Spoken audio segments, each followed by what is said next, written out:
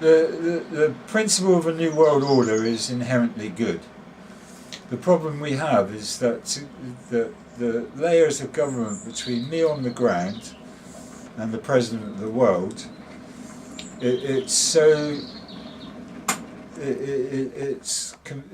not consolidated. It's not compatible with each other. So every country's got its own set of rules, and they can't decide, or they haven't been able to decide, that the rules in Burma apply to the rules in Britain, and the rules in Britain apply to those in America.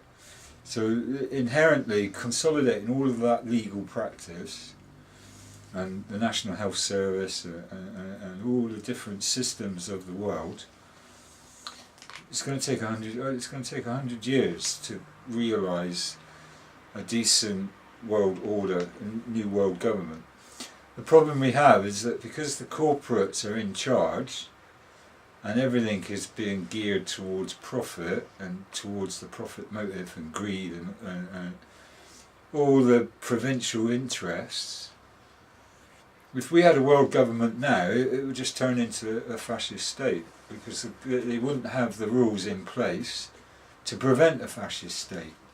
So it's corporate and private interests. Rules overrules government, overrules human rights, overrules freedoms and liberties and all of that kind of stuff. So you said it earlier about the council selling off public assets and things like that. That's because they've been told to make a profit. So we've got to catch up and learn about corporate law then, and find out, keep an eye on the enemy, and if things are considered money, public services. End of the day, it's money. Corporates are very good at making money, governments are really good at spending money.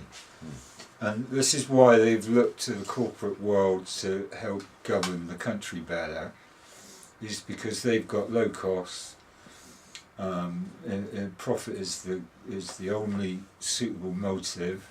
But they're the type of people who argue against minimum wage and things well, like that. Well, that's why people in the Niger Delta in Africa are dying of oil-related diseases, because they say it's better to work in a night factory in India than to be growing rice, or sort of harvesting rice, that they're getting better off. Yeah, but the rules that apply to Britain don't apply to Niger, doesn't apply to Burma, doesn't apply to China.